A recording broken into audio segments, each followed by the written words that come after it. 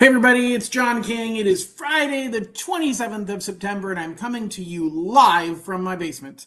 So I want to give you an update on what the heck is going on. We are at the end of the third quarter. That's right. Next Tuesday starts the fourth quarter, and we are almost into 2025. So I know I have a lot of home buyers on here. I also have a lot of real estate agents and other business professionals in here. Our year is about to come to an end. Those of us who are in the industry, you really need to start thinking about your game plan for 2025. What are you going to do to be successful? Because the number of real estate agents has dropped significantly. This industry has become harder, and you have to make sure you're making a game plan. So if you need a buddy to talk to about that, reach out to me. I would love the opportunity to share with you some of the things that I'm thinking on how realtors can succeed and thrive in this coming market. But let's shift to home buyers and homeowners and the big picture of what's happening in the markets and what you need to know. So we're going to rewind last week, and we're going to talk a little bit more, some context to what happened with the Fed and what they did and what it all means. So let's dive in here. And let's show you right here. All right, so we're going to look at some charts. The first chart that we are looking at right here is an idea of where mortgages are forecasted to be through the end of 2025. Now we have 1, 2, 3, 4 different entities that are forecasting mortgage rates, but what you see is all of them are showing mortgage rates falling between now and the end of the year. Now the problem is that all of them earlier this year said rates weren't going to fall, so they really don't know what's going on. Everybody is trying to predict it. I actually don't think we're going to see that much lower rates before the end of the year. I think we're going to be in a bit of a holding pattern, and I'll explain to you why I think that's happening. But the bottom line of what you're looking at here is that everybody is forecasting as of September 12th that the 30-year rate is going to continue to fall and that we're going to see lower interest rates into and through the fourth quarter. I think we'll see some stabilization, but right now we've had a bit of an uptick in the last week and a half since the Fed made their big announcement. And I think that the market's got to digest all of that. And I think we're going to be somewhere within the range of where we are now to where we were last week, lower than where we are today. I'm not sure that we're going to go very much further as far as just before the end of this year, how far rates are going to go. All right. So this is what the Fed said last week. This is their dot plot. And what it means is this is every dot is a member of the Fed voting and saying, where do we think rates are going to be at this time in the future? And so the first chart or the first line there is 2024. And you have two Fed people saying, we don't expect it to drop anymore in 2024. 7 of them say we're going to see a 0.25% drop. 9 of them say a 0.5% drop, and 1 says a 0.75% drop before the end of 2024. So the Fed is likely to lower interest rates. But as I explained last week, the Fed lowering interest rates is not necessarily going to lead to a lower mortgage rate. The mortgage industry is already predicting this is going to happen. We're also already predicting that they're going to be 1% lower next year. So the Fed does not control mortgage rates. The Fed is already saying we're going to be 1% lower in interest rates next year compared to where we are today for the Federal Reserve rate. But that's the rate that your rate on your home equity lines of credit, that's the rate on your credit cards. That's what that impacts, okay? So let's look at a big picture of kind of where we're at right now relative to recessions. Now, a recession causes job loss, or job loss causes a recession. They go hand in hand, okay? Chicken or the egg, which came first, right? The recession will bring down interest rates because in a recession, we have to spur on the economy. We have to get people spending money to bring jobs back. And so what this is showing you is that only 4 times in the last, hold on, let me get rid of this thing. There we go. All right, so only 4 times in the last 40 years has what's happening right now happened. And that is when the Fed rates is higher than the 10-year Treasury. There's a lot of statistical stuff. I'm just trying to oversimplify it and saying, look, if the Fed is charging more money to a bank to borrow money overnight than the federal government earns on a loan that they took out for 10 years, something's broken about the system.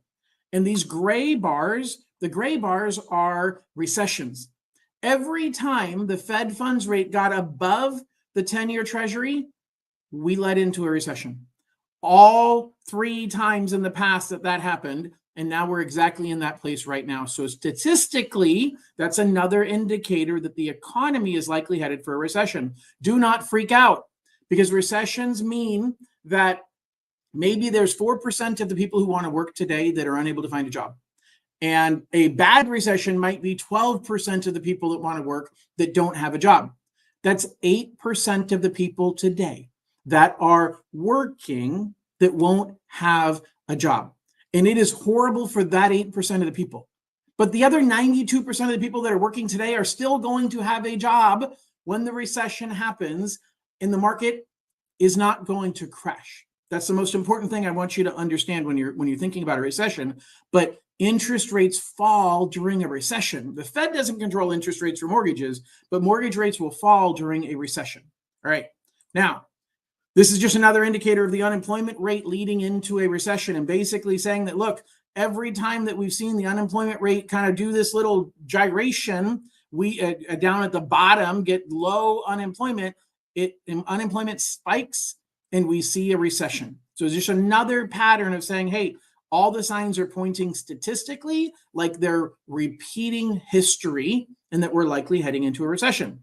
Now, I want to show you here, everybody says, oh my gosh, mortgage rates should have fallen because the Fed dropped their rate. But these are the last 3 times that the Fed first started cutting interest rates. And what you'll notice is the mortgage rates started falling before the Fed cut. The black line is when the Fed cut rates, and then rates went up from there. Now, they came back down some afterwards. Each time was a little bit different, but the immediate post impact of the Fed lowering rates is mortgage rates went up. And that is exactly what's happening right now. It's a big part of why I think what's going to happen over the next 3 months is we're going to see rates kind of stay where they're at right now. It's the same pattern as what we've seen in the past. The rates fall before the Fed lowers rates. Once the Fed lowers rates, then rates stagnate for a little while, and then they typically will fall further, or they start going back up, but they don't stay in that pattern long. Here's why I'm saying I think that we're going to see interest rates stay pretty close to where they are right now.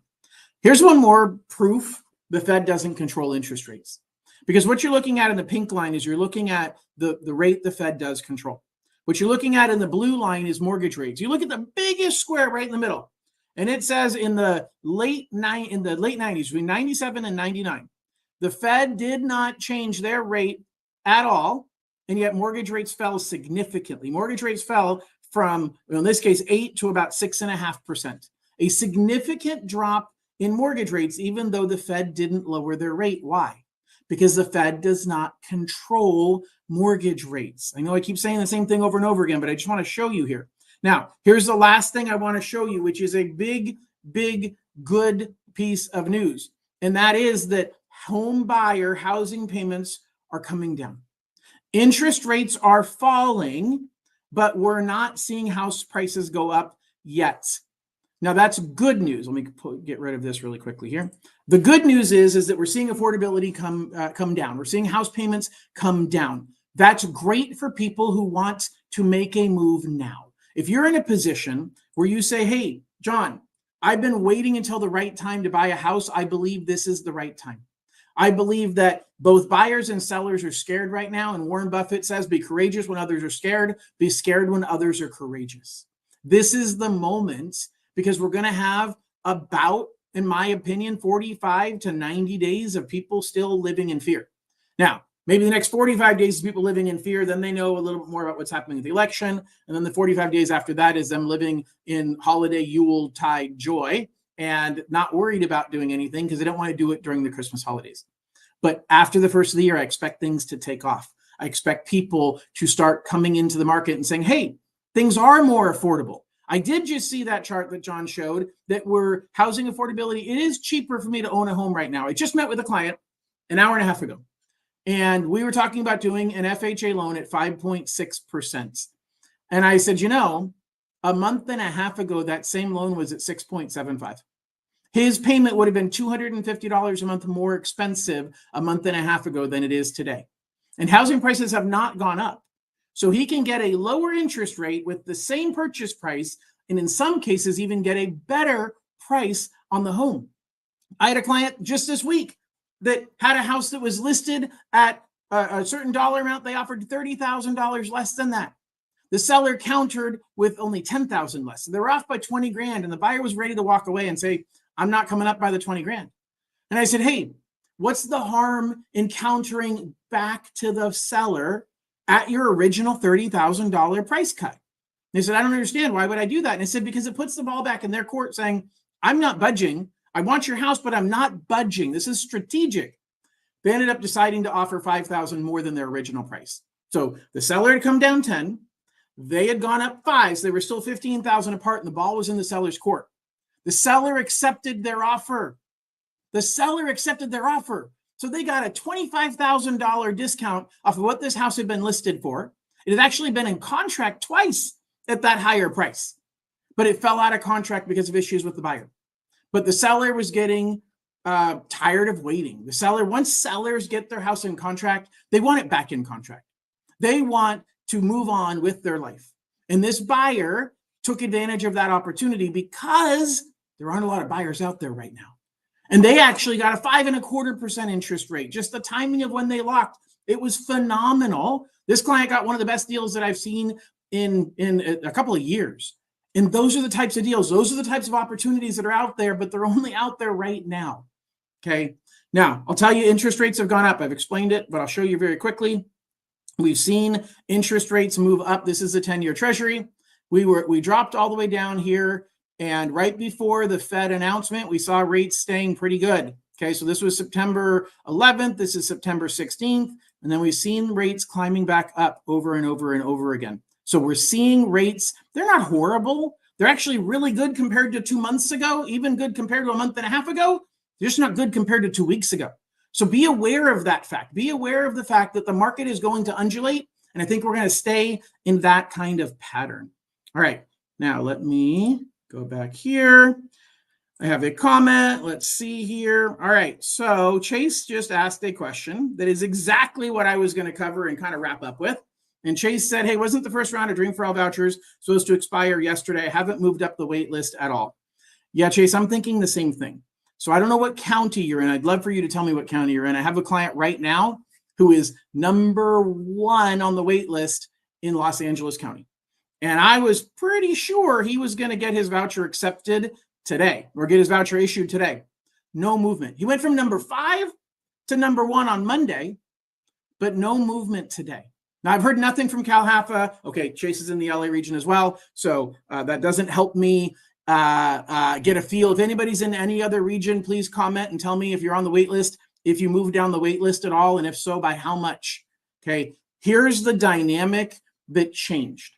Is we are dealing with what I thought was going to be all of the unused vouchers expiring last night, but Cal Haffa gave everybody the option to extend for 90 days. And that opened up the floodgates for these people to now have more time to search for a home. Now, one of my buyers, who's in LA County, as a matter of fact, and they have a voucher, and they weren't able to find a home. Now, they wrote an offer today on a house.